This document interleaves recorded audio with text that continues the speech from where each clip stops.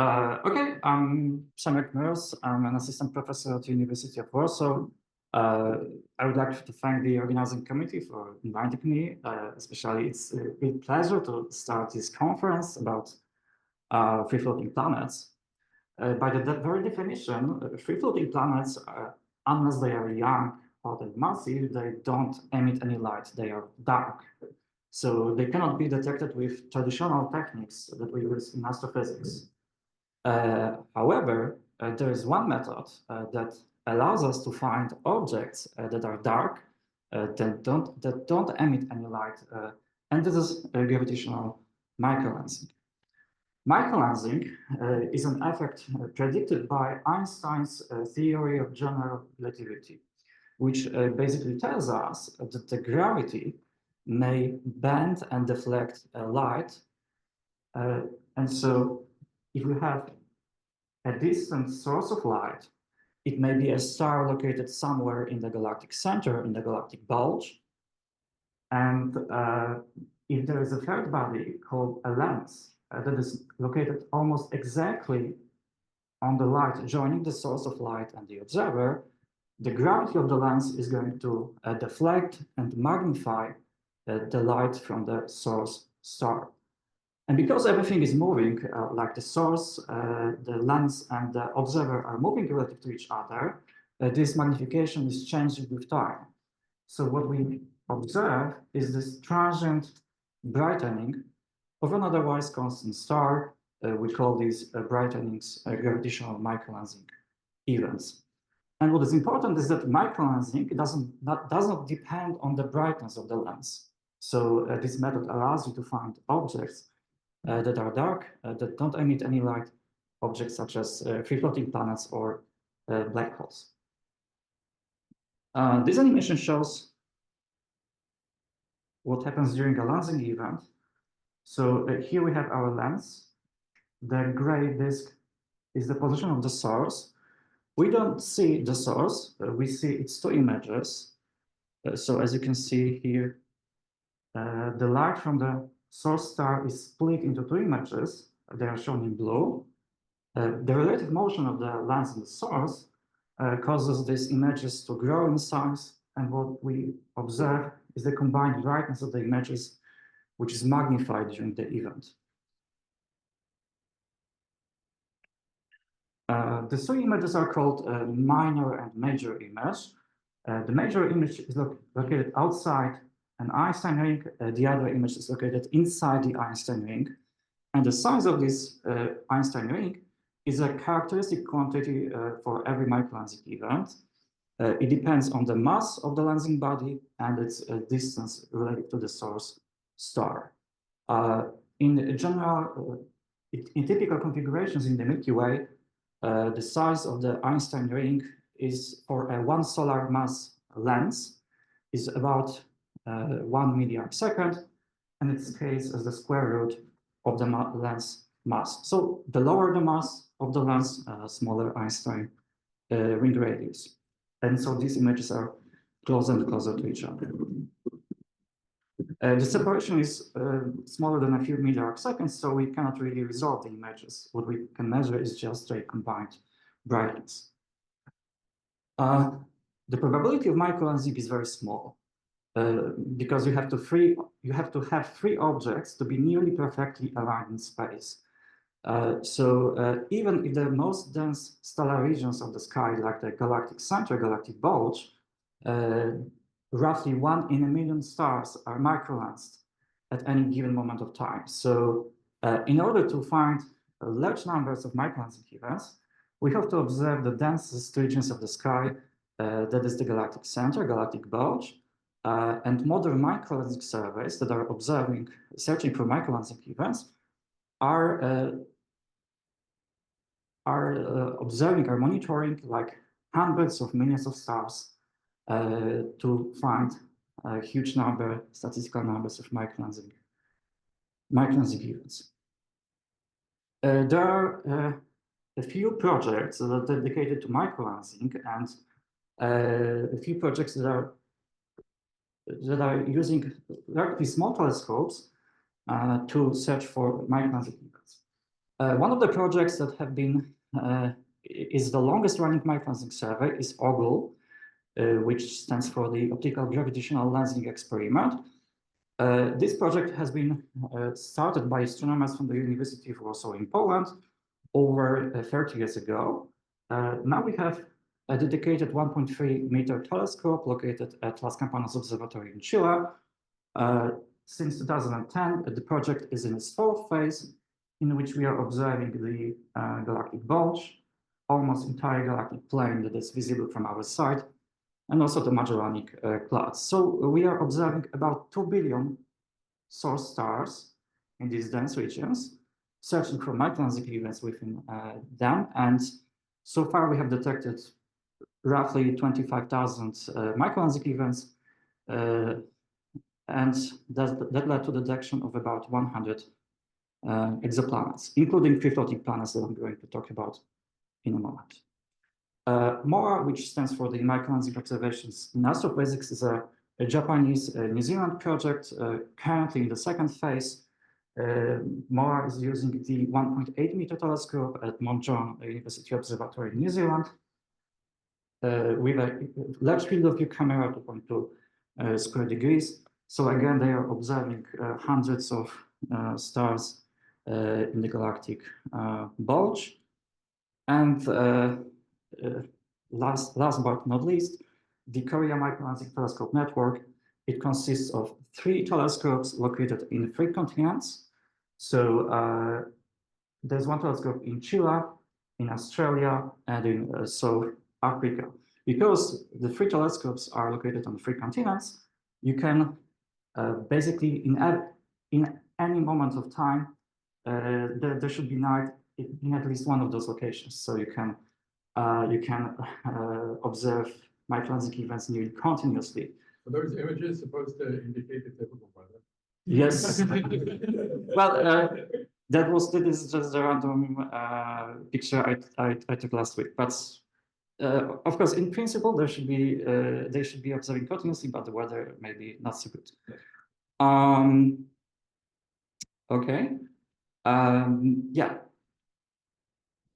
Usually, we cannot measure Einstein radii for the vast majority of microlensing events that we observe. What we can measure is the microlensing event timescale, which is the time needed for the lens to pass one Einstein ring radius. All other things being equal, the microlensing event timescale depends on the mass of the lensing body. So the lower the mass of the lensing body, the shorter the microlensing event. So for typical solar mass lenses, the timescale are roughly 30 days for typical configurations in the Milky Way. So the first generation microlensing surveys, the first generation of microlensing experiments, even if they observe the sky at a relatively low cadence, like 1 observation per every night or 1 observation per every few nights, these observations were enough to detect those long timescale microlensing events by planets, by stars. Okay, if we have an object on a boundary between brown dwarfs and stars, the typical timescale is about 9 days. You can still detect it with low cadence observations. For an object with mass between those of brown dwarfs and the planets, timescales are like a few days. So it's possible to detect them with low cadence observations, but you have to be really lucky. However, if you want to detect like a Jupiter mass object or a planetary mass object, you cannot really do that with low cadence observations. So for that, you need high cadence observation. And one of the biggest changes in microlensing surveys that occurred like 10, 20 years ago was the introduction of high cadence observations, in which the same regions of the sky were imaged every 15 minutes, every half an hour. And such a high cadence allows us to detect short timescale microlensing events to be detected, even those by planetary mass objects, perhaps free-floating planets. The results from the high cadence surveys, high cadence monitoring of the galactic bulge, indicate that there is a small population of very short timescale microlensing events. So here you can see the results from the Ogle survey, the results from the first 6 years of observations of about 50 million stars at high cadence. We detected 2,600 high-quality microlensing events in that data set. And that histogram shows the distribution of timescales of events that we detected. This distribution is already corrected for detection biases. So you can imagine it's easier to detect long events than short ones. So you have to take into account such detection biases. What we found was that the vast majority of microlensing events that we observed can be explained by brown dwarfs and stars. They have timescales between like 1 and a few hundred days. We didn't detect many events with timescales of around 1 day, which led to the 95% upper limit on the frequency of free-floating Jupiters. So we found that there's less than 1 free-floating Jupiter per every 4 stars in the Milky Way. That did not confirm some earlier claims that such free-floating Jupiters are very common in the Milky Way. However, what we detected was where a few very short timescale microlensing events with timescales shorter than half a day. So what we proposed back in 2017 was that those short timescale microlensing events are indicative of a large population of low mass free-floating planets, super Earth mass, Neptune mass free-floating planets that should be really common, like a few times more common than stars in the Milky Way. But of course, you can argue, okay, you just measure timescales, and we know that timescales depend on the lens source proper motion. So you really don't know whether these are planets or not. For that, you have to measure Einstein radii. And actually, it is possible to make such measurements, at least for planetary mass objects.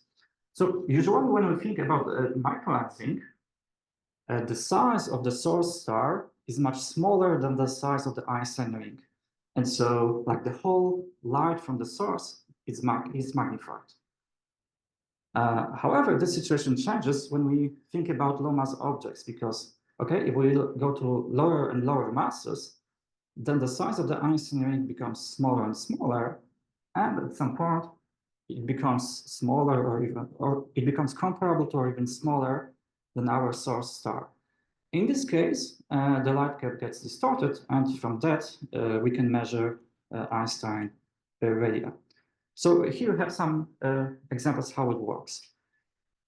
So let us think about a 2 Earth mass body located at 4 kiloparsecs. If the source star is a main sequence star with a radius of half solar radii or 1 solar radius, we don't really see the finite source effect, so we can treat the source as a point.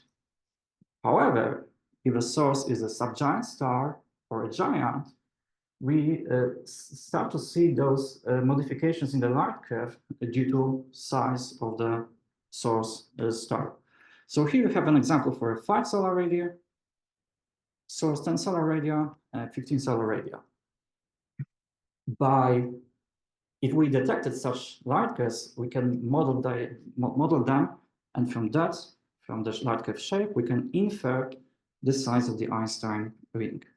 This is why we started to search for very short duration microlensing events with giant sources, because we hope to find those finite source effects and to measure Einstein radii. And actually, if you go back to the literature, we started to make these measurements a few years ago, and now we have at least 9 events with Einstein radii measured. And I know of a couple of others that haven't been published yet. In all of these cases, we found that Einstein radii are smaller than 10 microarc seconds. So we could confirm that the short timescales of events that we see are because of very low masses of planets, of lenses, not because of the not because of the large lens source proper motions. So with those measurements, we could confirm that these are really planetary mass lenses. Especially if you have larger and larger samples, you can start to do some statistics. In particular, this work by Andy Gould and collaborators based on the KMT-net observations indicated that there are like two groups of microlensing events. So on the right-hand plot, you can see the distribution of Einstein timescales. We have a few events okay, it's a distribution of Einstein radii. So we have a few events with Einstein radii smaller than 10 microseconds. We think these are planetary mass objects. And then we have a huge number of events with Einstein radii larger than 30 microseconds. These are brown and stars. And there is a gap between them. And a very similar feature you can see in the distribution of timescales of microlensing events where we have a few events with very short timescales, shorter than 1 day, possibly planets, and a huge number of events by brown and stars. And there's again a gap between them. So Gould et al. Dubbed this gap an Einstein desert. And what we think it separates two populations of objects, planets and brown and stars. Very similar conclusions were reached by the Mróz survey, who analyzed 3,500 microlensing events from 2006 to 2014. I think we will hear more about these results in talks by Taka and in a talk by Naoki Kashimoto. Again, what they found was 6 short timescale events with a timescale shorter than half a day. And they also found that both the timescale distribution and Einstein radii can be explained by a parallel mass function of free-floating planets with a slope -1, which means there is many more very low mass planets than high mass. And this particular mass function predicts a huge number of free-floating planets per every star, like 10 or 20 even, if it depends on limits of your integration. So we have like 3 experiments, Orville, KMT-net, and MOA. All of these experiments are detecting very short timescale, small Einstein radius microlensing events, and all 3 surveys agree that such short timescale, small Einstein radius microlensing events are very common. So we have 3 independent experiments and 3 independent results that are consistent with each other, which is, I would say, very strong indication that this is a real population of objects. There's one caveat in everything that I'm talking today. So we are not really sure whether our objects are like genuine free-floating planets, or perhaps planets that are orbiting a star on a very wide orbit. And this is because microlensing is not really good at distinguishing between a planet that is free-floating and a planet that is like 20 or 30 astronomical units from its host star. And we know that such planets exist in our own solar system. We cannot distinguish these scenarios with only light wave measurements. You can try to revisit your microlensing event years after it occurred. So we know that the lens and the source are moving relative to each other in the sky. So if you revisit your event several years after it occurred, the lens and the source should separate in the sky.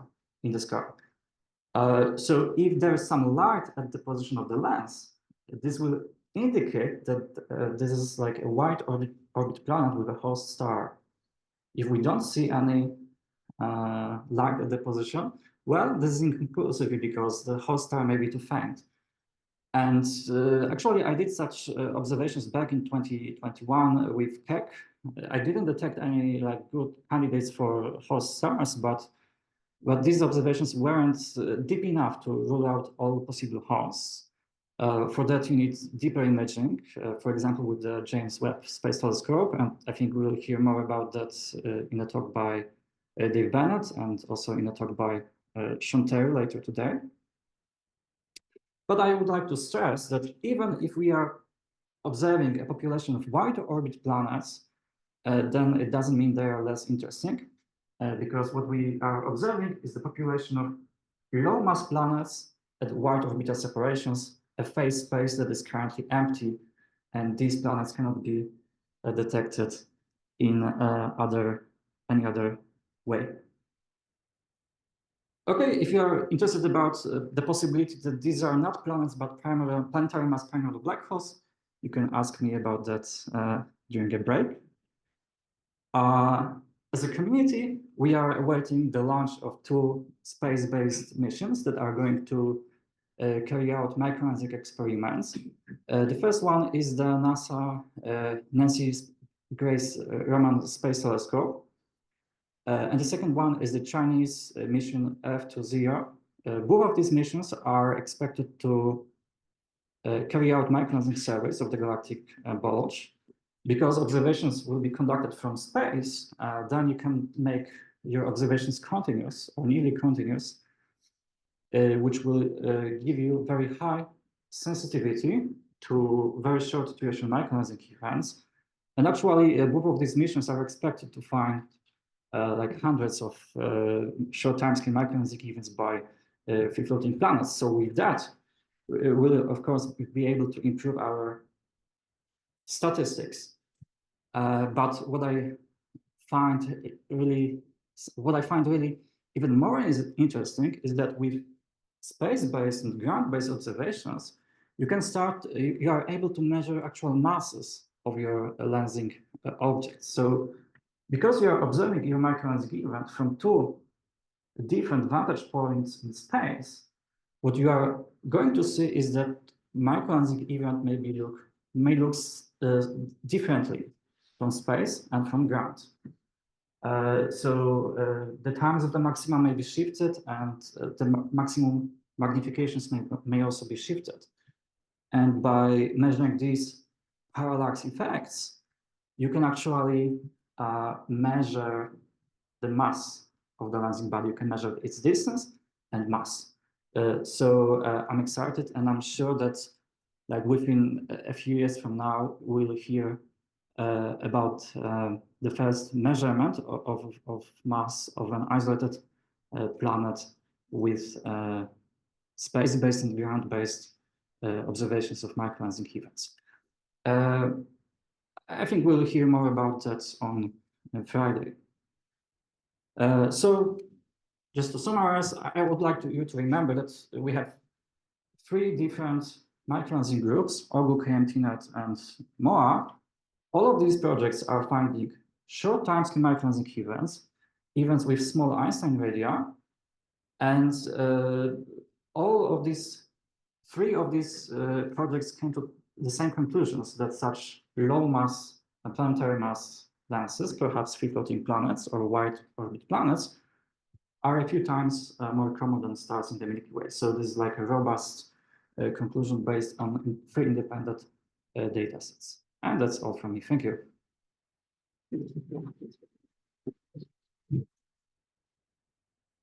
Okay, we have plenty of time for questions.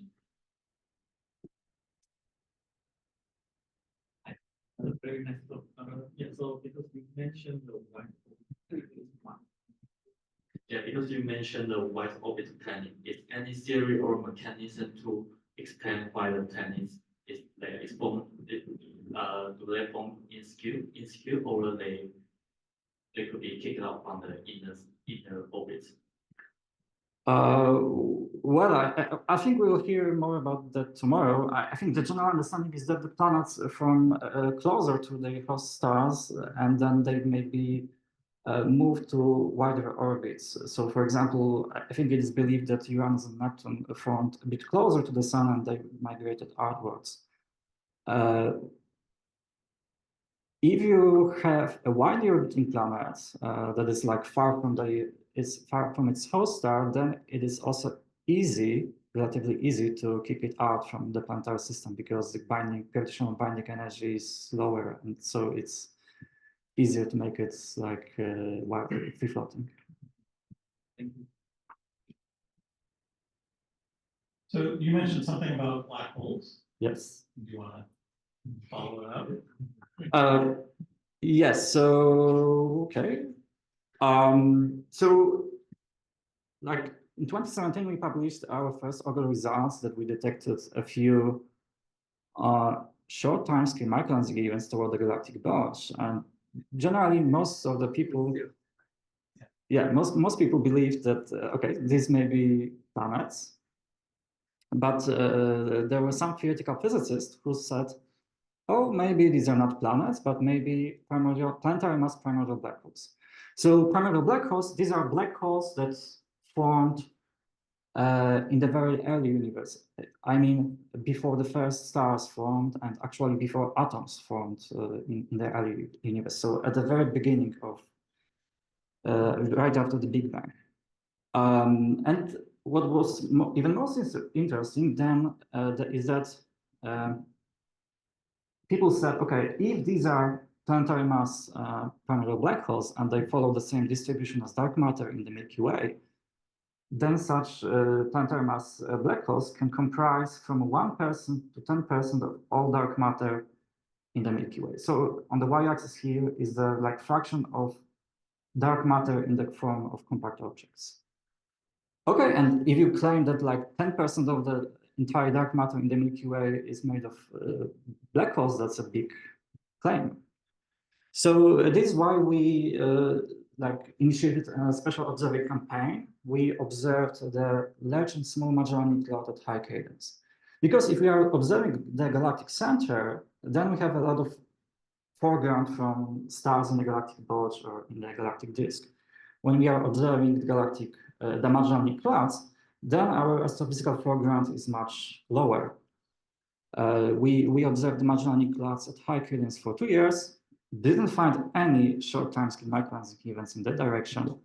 So actually, we were able to rule out that big chunk of the parameter space, and we were able to like conclusively say that the short timescale microlensing events that we detected are planets. These are not planetary mass primordial black holes. Okay, thank you. Well, Is there time for one more question? Sure. So I know that Earth 2.0 and KMTNet are planning on doing sort of joint observations via parallax measurements. Is Ogle going to be used for Roman or for? We would love to. Okay. So Yes, we can like adjust our observing strategy to observe the galactic center at even higher cadence than we do now. But the question is, what will be the Roman footprint? I think as it is now, there's some overlap between the plant Ogle footprint, but between the plant Roman footprint and the Ogle fields. And I think there's like 10 million stars that are common. But it all depends on the actual survey design. which is being finalized kind of as we speak. yes. So I won't actually be able to give you an update on that, but I can give you some hints as to what's going on. But as Przemek says, it depends a lot on exactly where the fields are, because they're obviously very extincted, some sort of very extinction.